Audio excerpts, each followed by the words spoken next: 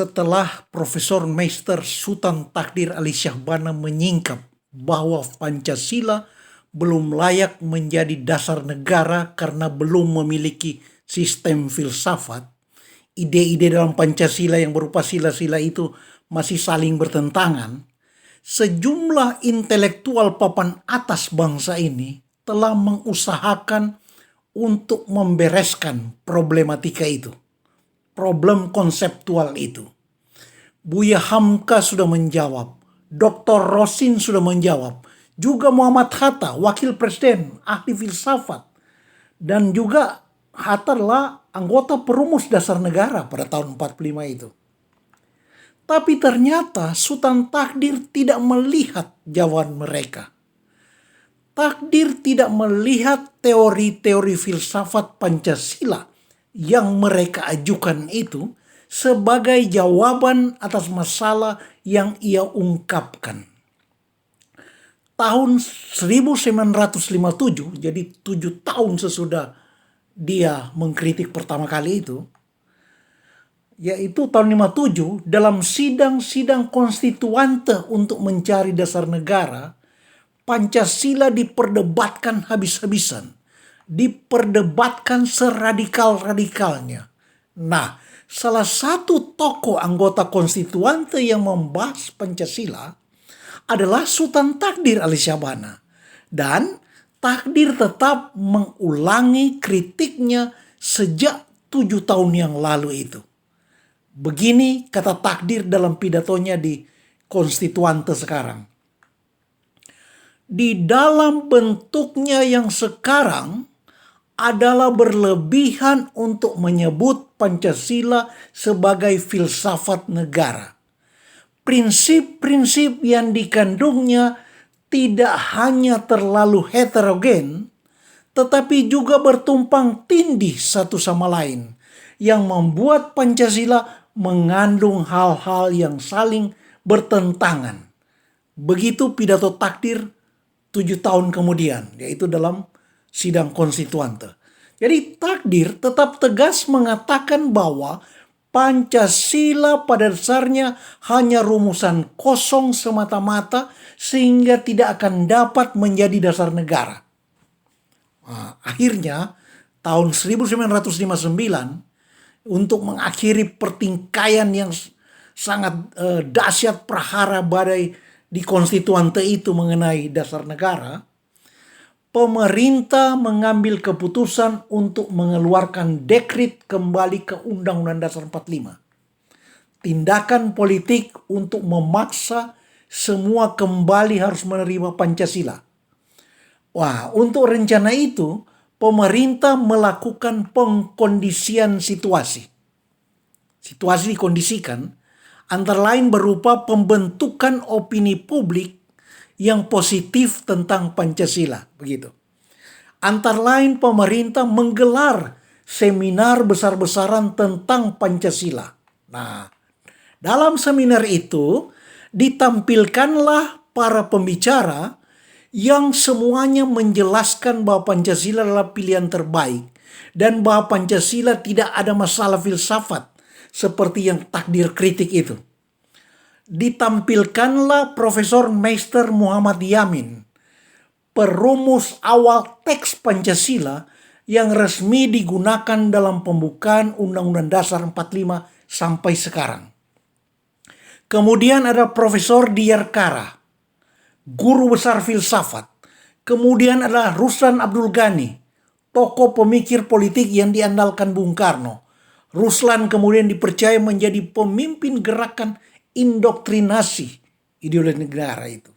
Jadi sesudah itu ada semacam gerakan indoktrinasi di seluruh lapisan masyarakat untuk ideologi negara, dan yang memimpin itu adalah dipercayakan pada Ruslan Abdul Ghani. Bahkan kemudian sampai dalam zaman Orde Baru di masa Presiden Soeharto, Ruslan juga yang dipercaya menjadi pemimpin dari seluruh gerakan penataran Pancasila. Gitu. Nah, kemudian ada Profesor Noto Nagoro. Gitu. Ahli-ahli semuanya. Nah, bagaimana teori Pancasila dari masing-masing tokoh pemikir itu? bagaimana sistema filsafat Pancasila menurut mereka. Kita mulai dengan Muhammad Yamin. Profesor Meister Muhammad Yamin itu bahkan adalah dulu pada tahun 45 dipercayakan oleh Bung Karno untuk membuat rumusan awal teks Pancasila yang kemudian resmi digunakan di dalam pembukaan Undang-Undang Dasar 45. Nah, bagaimana Yamin mengatasi pertentangan antar ide-ide sila-sila Pancasila itu? Begini, Yamin mengajukan ajaran-ajaran dari 3 filsuf besar. Pertama Hegel, filsuf Jerman, George Wilhelm Friedrich Hegel.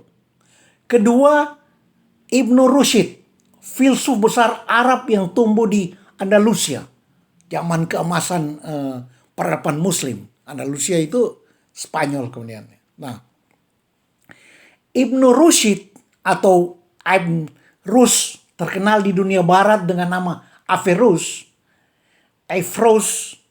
Ibn Rushd gitu. Itu seorang filsuf besar yang juga mencapai tingkat kumulatif yang tinggi karena dia menggabung sangat banyak pemikiran besar ya. Dan diakui gitu. Ketiga, Yamin menggunakan Empu Tantular, filsuf dan pujangga besar Nusantara. Gitu. Nah, Yamin mengaitkan dengan karya sosiologi Empu Tantular tentang masyarakat Nusantara yang pada zaman itu walau berbeda-beda tapi satu. Nah, dari kitab karya Empu Tantular yang berjudul Suta Soma, itu pula Yamin dulu memetik frasa yang terkenal yaitu Bhinneka Tunggal Ika. Itu dari salah satu seloka karya dari Empu Tantular yang terdapat dalam kitab Suta Soma. Nah, semboyan itu kemudian Bhinneka Tunggal Ika terukir di lambang negara Garuda Pancasila ya. Tapi argumen Yamin ini lemah. Walau tujuannya untuk memperkuat. Begini, kondisi masyarakat yang bersatu walaupun saling berbeda itu tidak bisa disamakan dengan cara penyatuan ide-ide yang saling bertentangan. Masyarakat yang berbeda di mana-mana selalu bisa satu. Tapi juga selalu saling bertikai, saling bantai, perang saudara. Ya, karena itu hanya suatu kondisi sosiohistoris. Sehingga pada kondisi sosiohistoris yang lain akan berbeda sesuai perkembangan. Begitu.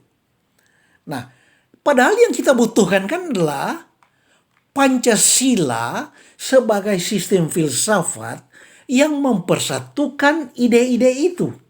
Itu.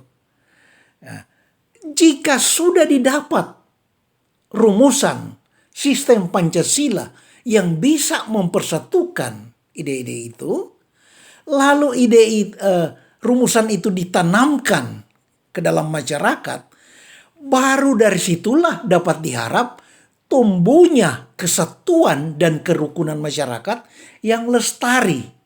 Begitu. Nah, tentang filsafat dari Ibnu Rushd, Muhammad Yamin langsung ajukan simpulannya sebagai filsafat yang berbentuk dualistik, yaitu berdasar ilmu pengetahuan rasional sekaligus berdasar iman, katanya.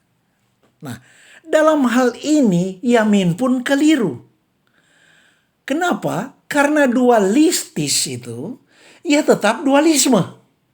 Dan dualisme di dalam prakteknya secara rata-rata pada semua orang, jadi bukan pada diri pribadi-pribadi agung dan arif bijaksana tertentu ya, tapi dalam diri pada umumnya orang, itu tetap sebuah pertentangan dengan segala akibatnya. Jadi dualisme pada tataran konseptual itu sendiri sudah bertentangan dengan hakikat filsafat gitu. Nah, jadi tidak menyelesaikan. Nah, Muhammad Yamin menunjuk kondisi pertentangan dalam filsafat itu untuk menyelesaikan pertentangan. Jadi menunjuk pertentangan untuk atasi pertentangan. Nggak bisa lah, kan? Itu. Tetap yang dicari ialah bagaimana mengatasi pertentangan itu. Bagaimana menyatukan secara benar ide-ide yang saling bertentangan itu. Begitu juga Yamin menggunakan filsafat Hegel. Kita tahu Hegel itu berbicara tentang triade. Tesa, antitesa, sintesa. Ide triade itu, triad itu diambil Hegel dari gurunya. Ide triad itu berasal dari Fichte. Johann Gottlieb Fichte. Hegel menjadikan ide triad itu sebagai bagian dari filsafat besarnya. Tapi Yamin hanya mengambil itu saja. Bukan filsafat keseluruhan Hegel. Tiap tesis dalam teori triade itu, tiap tesis atau tiap segala sesuatu ada lawannya. Tiap keadaan ada yang bertentangan dengan keadaan itu. Tiap tesis ada antitesisnya. Lalu keduanya, tesis dan antitesisnya itu membentuk sintesis. Nah, tesis, antitesis, sintesis, triade itu, proses triade itu berlangsung sebagai proses dialektika. Itu. Tetapi, nah ini, dialektika tidak selalu menghasilkan sintesa berupa penyatuan ideal dua ide yang kita harapkan. Begitu. Saya ulangi. Sintesa dari proses dialektika tidak selalu dan tidak selamanya menghasilkan sintesis berupa penyatuan dua ide yang hasilnya ideal sesuai yang kita harapkan. Tidak. Memang selalu menghasilkan sintesis, tapi tidak selalu pasti ideal. Tidak selalu pasti merupakan penyelesaian yang baik, tidak selalu pasti merupakan penyelesaian yang sungguh-sungguh selesai. Hegel, begitu juga Fichte dan Schelling, memang menunjuk pada arah ideal. Tapi itu dibantah oleh sangat banyak filsuf. Apalagi untuk jangka pendek ya. Lebih banyak kegagalan yang dihasilkan. Itu kenyataan sehari-hari kita lihat di sekitar kita. Baik secara individu, orang-orang yang kita kenal, yang kita dengar, maupun secara masyarakat, secara sosial, secara bangsa, bahkan secara antar bangsa internasional. Perang tidak pernah berhenti. Sebetulnya bukan hanya itu kelemahan penggunaan filsafat Hegel oleh Yamin. Baik kelemahan dalam konteks penerapan filsafat Hegel dalam masalah kefilsafatan Pancasila, maupun kelemahan teori filsafat dari Hegel itu sendiri. Tetapi apa yang sudah saya urai tadi itu sudah sangat cukup. Sekarang kita bahas Driyarkara. Kalau Ruslan Abdul Ghani tidak perlu kita bahas karena Ruslan tidak menjawab masalah sistem kesatuan Pancasila. Ia hanya tertuju ke depan pada rencana pemerintah. Dia hanya mempromosikan konsep-konsep Bung Karno tentang demokrasi terpimpin, sosialisme Indonesia, kembali ke Undang-Undang Dasar 45. Gitu. Jadi kita tidak, walaupun itu banyak benarnya, tapi bukan ke situ pembahasan kita kali ini. Kita sedang berkonsentrasi mencari filsafat atau sistem filsafat Pancasila. Bagaimana satu sistem yang bisa mempersatukan ide-ide yang saling bertentangan, sila-sila yang masih saling bertentangan. Nah, Driyarkara. Profesor Nicholas Driyarkara adalah ahli filsafat yang di kemudian hari namanya diabadikan pada nama sebuah lembaga pendidikan tinggi filsafat di Jakarta. Itu Sekolah Tinggi Filsafat Riyarkara. Nicholas Riyarkara mendasarkan filsafat Pancasila pada kodrat manusia, hakikat insan, human nature. Dimulai dengan menjelaskan bahwa manusia bereksistensi dengan keberadaannya di dalam alam, termasuk alam lingkungan antar manusia. Manusia hanya bisa mempribadikan dirinya sendiri bila menjalankan kesatuannya dengan dan di dalam alam semesta. Dan ideal itu hanya dimungkinkan oleh cinta kasih. Riyarkara merujuk pada teori Ludwig Binswanger. Binswanger adalah peneliti psikologi yang kemudian menjadi perintis psikologi eksistensialisme. Binswanger yang asal Swiss itu menyebut hidup di dalam kebersamaan dengan cinta. Ini tentu saja bukan berarti semua manusia sudah tak punya rasa benci dan angkara murka, tidak. Tapi itu, kata Riyarkara, benci itu bukanlah kondisi dasar. Itu hanya kondisi yang terjadi akibat kurangnya cinta. Gitu. Dan manusia harus mencinta sesamanya manusia. Karena taruhannya adalah kemanusiaan dirinya sendiri. Begitu. Nah, sila kemanusiaan, sila kedua, harus dipahami dalam arti yang merupakan fitri manusia itu. Tidak boleh lain. Tidak boleh kurang dari itu. Nah, dari situ kemudian timbullah semangat keadilan sosial, demokrasi, persamaan, gitu. Dan kebangsaan atau semangat membangun wadah persatuan berbentuk negara. Itulah 4 sila. Sila kemanusiaan kemudian menimbulkan keadilan sosial, demokrasi, dan nasionalisme atau persatuan Indonesia. Nah, 4 ini menjadi satu kesatuan, ya, eka sila. Gitu. Nah, kesatuan manusia dengan alam itu pun berlangsung pula bersama, berbareng sekaligus dengan keterhubungan manusia dengan Tuhan.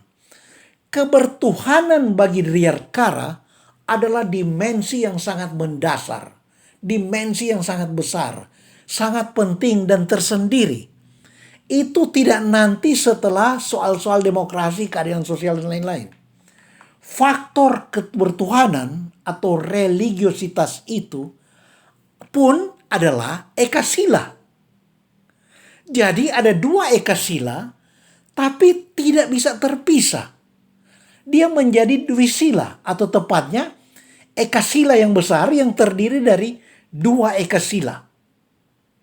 Nah, walau menjadikan ketuhanan dan kemanusiaan sebagai dasar dan sumber, tapi beda dengan rumusan Hatta yang membangun kerangka untuk menjamin bahwa yang berikutnya pasti persatuan nasional, kemudian demokrasi, dan kemudian keadilan sosial, sila 3, 4, dan 5.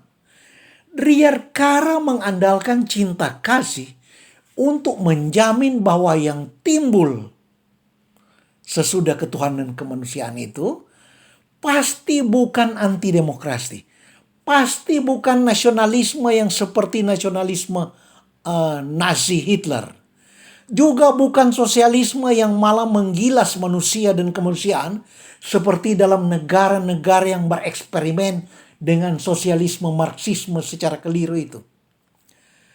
Profesor Riyarkara meletakkan eka silanya itu di dalam sosok kemanusiaan eksistensial, bukan langsung sebagai ajaran agama.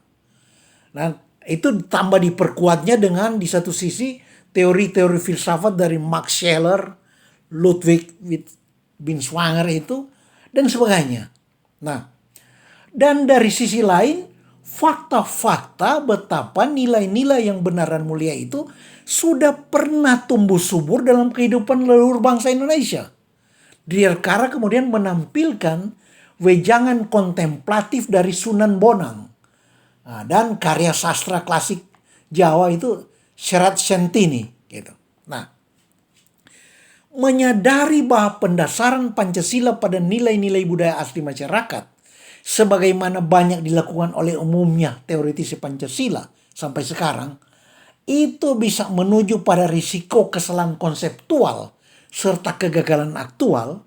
Maka Rierkara dalam makalahnya di kemudian hari, yang tadi makalah tahun 1959, di kemudian hari dia membuat lagi makalah tahun 66 berjudul Kembali ke Pancasila. Gitu. Nah, di situ ditambahkan bahwa fakta-fakta empiris dalam masyarakat itu harus kita perlakukan sekadar sebagai hasil konstatasi objektif yang selanjutnya berdasar itu kita melakukan ideifikasi yang berisi idealisasi. Jadi Pancasila itu adalah ideal, bukan sudah sepenuhnya real. Dia adalah idealita, bukan realita, bukan sepenuhnya realita. Dengan memahami Pancasila sebagai ideal itulah kita memfungsikan Pancasila sebagai kategori operatif, kata Rierkara. Sampai sekarang kita tahu masih terlalu sering orang membahas Pancasila secara rancu. Pancasila sebagai ideal, sebagai dasolen, dirancukan dengan dasain. Akibatnya macam-macam, baik keracuan konseptual maupun kekacauan politik aktual. Nah, sistem filsafat Pancasila di Rierkara sangat kuat. Nilai kebenarannya tidak terbantahkan. Tapi, mengapa tidak pernah dimanfaatkan? Mengapa tidak pernah digubris oleh negara? Mengapa DPR tidak pernah menjadikan itu sebagai rujukan? Penyebabnya ada beberapa sekaligus. Pertama, karena setelah ia menyampaikan teorinya itu pada Februari tahun 59, bangsa kita sudah hanyut di dalam gemuruh revolusi yang digelorakan oleh pemimpin besar revolusi Bung Karno. Yang gencar diindoktrinasikan bukan yang benar, ya, seperti yang katakan oleh Rierkara itu. Walau dalam dokumen-dokumen yang disebarkan selalu ada makalah-makalah yang seperti Muhammad Yamin punya, Ruslan Afghani dan Rierkara itu.